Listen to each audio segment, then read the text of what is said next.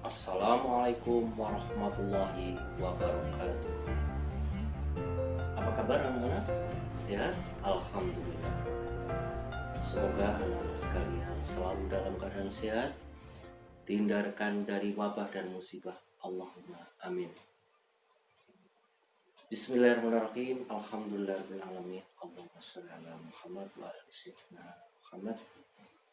Anak-anak sekalian, selamat berjumpa kembali di materi pendidikan agama Islam pada semester 1 tahun 2020-2021.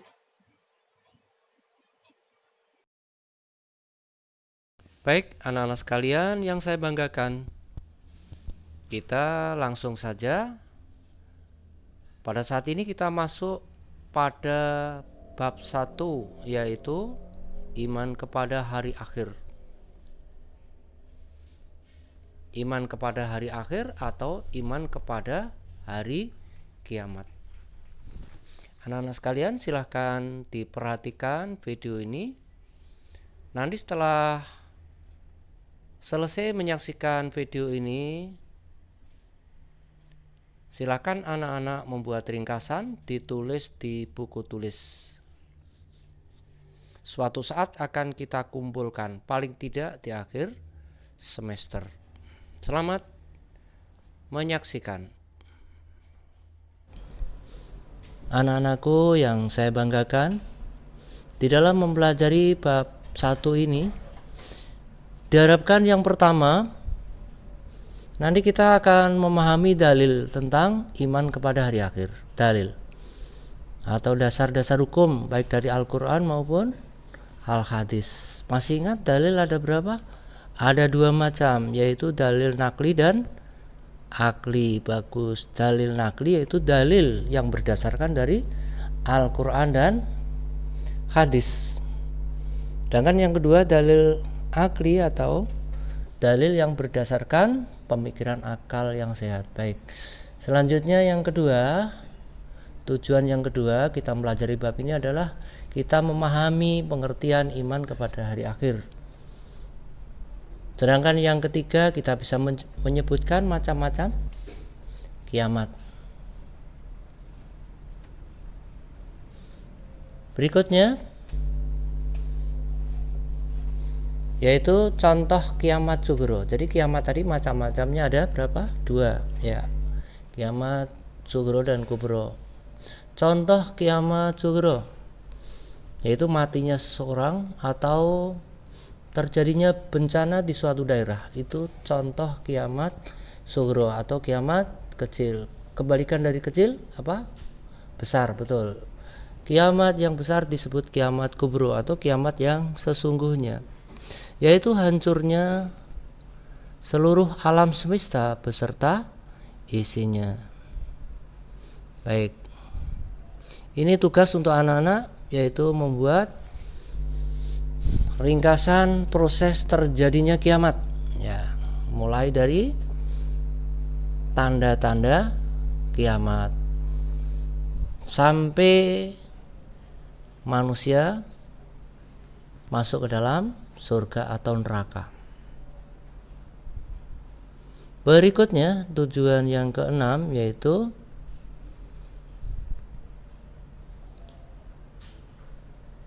menyebutkan kembali kejadian yang dialami manusia setelah Yaumul Ba'ats ya.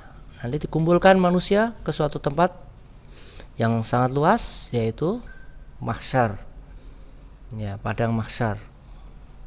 Waktu itu disebut Yaumul Mahsyar.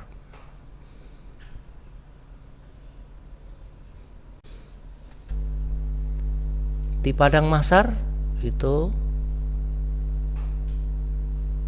suatu kejadian yang sangat menyengsarakan ya, karena apa? Matahari itu dekat sekali dengan manusia, sehingga menurut suatu hadis, salah satu hadis Nabi, manusia itu ada yang tenggelam dengan keringatnya, ada yang sampai hidung. Itu tergantung amal ketika di dunia. Nanti dicari hadisnya, ini tugas juga. Berikutnya, tujuan yang ketujuh yaitu perilaku yang mencerminkan iman kepada hari akhir. Ini tulisannya salah ya. Ini perilaku yang betul, mencerminkan iman kepada hari akhir. Apakah orang yang suka mabuk-mabukan, suka menyakiti orang ini sudah merupakan cerminan iman kepada hari akhir? Tentu tidak. Jadi orang yang beriman kepada hari akhir tentu dia akan berperilaku baik dengan sesamanya atau hubungan dengan sama manusia itu baik. Kemudian hubungan dengan Allah juga baik. Bagaimana ibadahnya? Apakah ibadahnya itu sering ditinggalkan atau selalu dilakukan? Kalau dia selalu melakukan ibadahnya, contohnya sholat, kalau dia melakukan dengan baik, bahkan diikuti dengan sholat sunnahnya, qobliyah, itu sudah merupakan pencerminan daripada iman kepada hari akhir. Baik, selanjutnya mawas diri. Koreksi terhadap diri sendiri atau muhasabah, ini penting sekali. Apakah dengan kita sudah beriman kepada hari akhir, perilaku kita, ibadah kita itu sudah baik?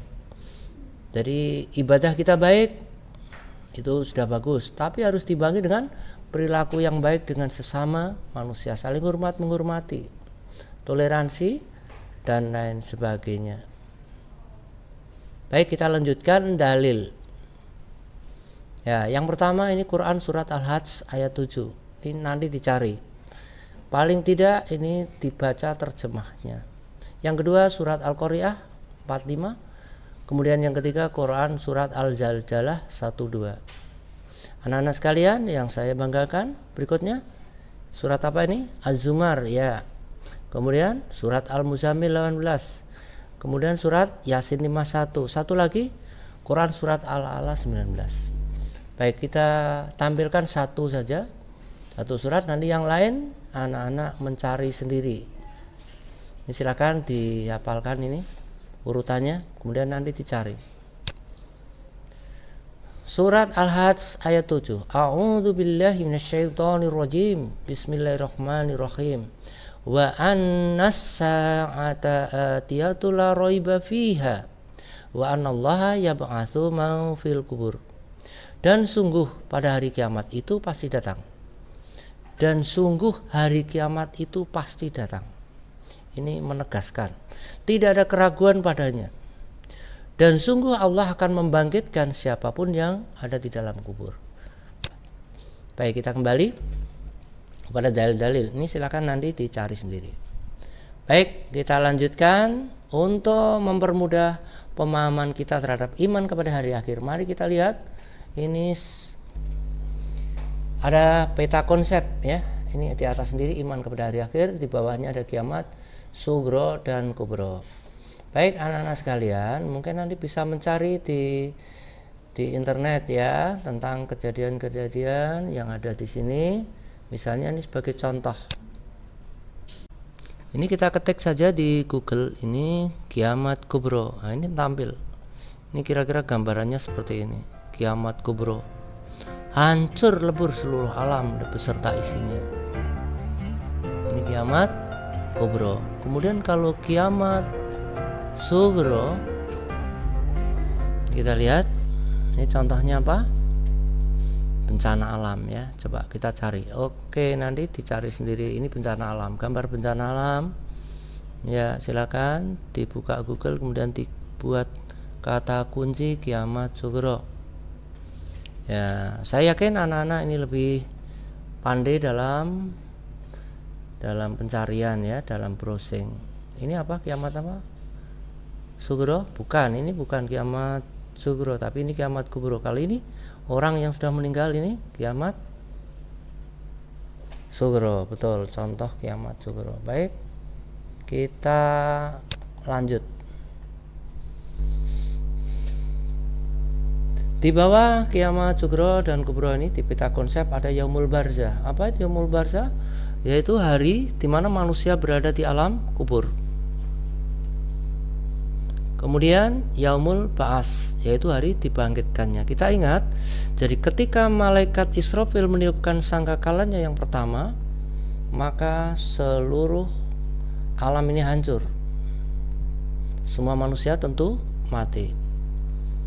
Orang yang sudah meninggal sejak zaman Nabi Adam sampai yang terakhir itu berada di alam barzah. Kemudian ketika malaikat Israfil meniupkan sangkakala yang kedua, maka seluruh manusia yang berada di alam barzah tadi bangkit, ya.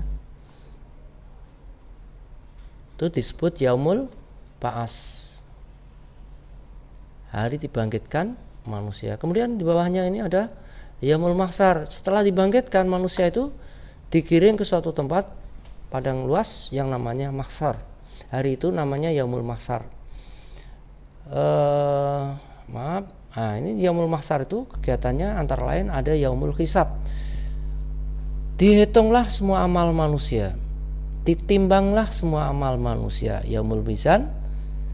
Jadi kalau yaumul mizan itu ditimbang, yaumul hisab dihitung, ini hampir sama. Tapi intinya bagi manusia yang memiliki amal yang baik, ini lebih banyak masuk mana?